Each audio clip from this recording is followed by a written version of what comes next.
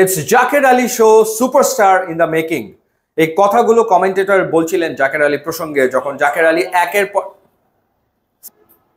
যাই রোল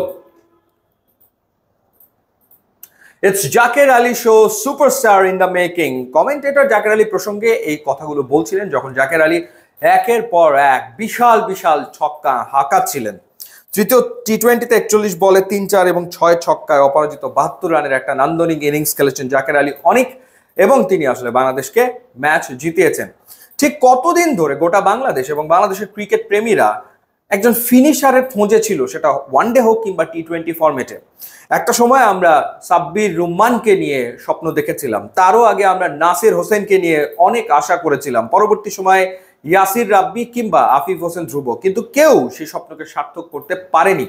এই চারজনের ভেতরে দুজন আমার আবার অসম্ভব পছন্দের ব্যাটার ছিল, সাব্বির এবং আফিফ হোসেন ধ্রুব।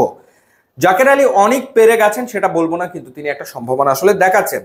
এবারের যে ওয়েস্ট ইন্ডিজের সফর বাংলাদেশের 3টা ফরম্যাটেই জাকের আলী অনেক খেলেছেন। আপনার কাছে একটা প্রশ্ন, জাকের আলী অনেক কতগুলো ছক্কা মেরেছেন আপনি বলতে পারবেন? সেই প্রসঙ্গে আসছি। টেস্ট সিরিজে 4 ইনিংসে জাকের আলী অনেক 176 রান করেছেন, 44 গড়ে, 91 হায়েস্ট, 5টা ছক্কা তিনি হাঁকেছেন। বাই দ্য ওয়ে, এই টেস্ট সিরিজে জাকের আলী অনেকের আসলে খেলারই কথা না। মুশফিকুর রহিম যদি ইনজুরিতে না পড়তেন তাহলে হয়তো জাকের আলী অনেকের জায়গায় হতো না। ওয়ানডে সিরিজ প্রসঙ্গে আসি। 3 ইনিংসে 113 রান, 56.50 গড়, 62 হায়েস্ট। ওয়ানডেতেও তিনি 5টা ছক্কা হাঁকিয়েছেন।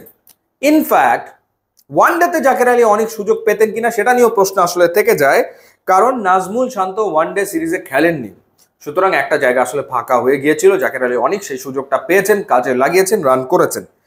টি-20 প্রসঙ্গে যদি বলি, 3 ইনিংসে 120 রান, 60 হচ্ছে তার গড়, 72 হায়েস্ট, 9টা ছক্কা তিনি আসলে হাঁকিয়েছেন।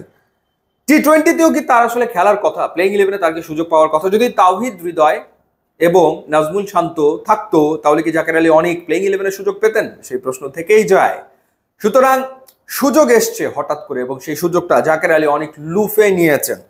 সব মিলিয়ে মোট 10টা ইনিংস খেলেছেন জাকের আলী অনেক ওয়েস্ট ইন্ডিজের মাটিতে। সব ফরম্যাট মিলিয়ে 409 রান করেছেন, 51.12 হচ্ছে তার গড়, 19টা ছক্কা তিনি হাঁকিয়েছেন। ঠিকই শুনেছেন আপনি, 19টা ছক্কা হাঁকিয়েছেন। শেষ কবে কোন সিরিজে বাংলাদেশের কোনো ব্যাটার সব মিলিয়ে এতগুলো ছক্কা হাঁকিয়েছে সেটা আসলে মনে করতে পারছি না।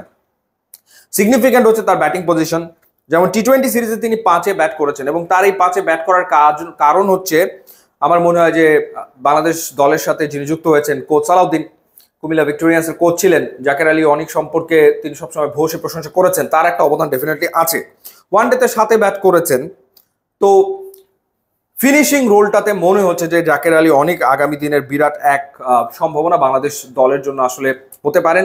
স্পেশালি যে ধরনের ব্যাটিংটা আমরা আশা করে থাকি ডেথ ওভারে, যে লাস্ট ওভারে গিয়ে 20 রান চলে আসবে, হয়েছেও তাই। আলজেরি জোসেফের শেষ ওভার থেকে 25 রান নিয়েছেন জাকের আলী অনেক, বা 150-160 স্ট্রাইক রেটে ব্যাট করবেন টি-20-তে, যে 5-এ নামবে বা 6-এ নামবে, কিংবা ওয়ানডেতে, সেই সক্ষমতা আসলে জাকের আলী অনেকের রয়েছে।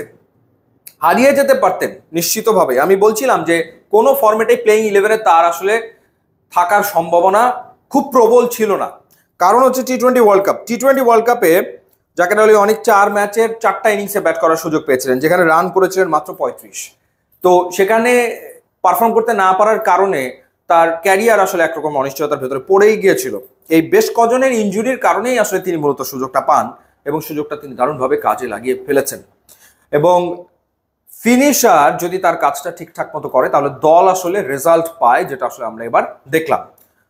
তো সেই ক্ষেত্রে শামীম হোসেন পাটোয়ারি এবং জাকের আলী অনেক, দুজন ফিনিশার, তারা যদি ধারাবাহিকভাবে পারফর্ম করতে পারে তাহলে বাংলাদেশ আগামী দিনে অনেক ম্যাচ জিতবে বলে আমার কাছে মনে হয়। ইউটিউব, ইনস্টাগ্রাম লিঙ্ক দেওয়া আছে, আপনারা যোগ দিলে খুবই খুশি হবেন। Thanks for watching.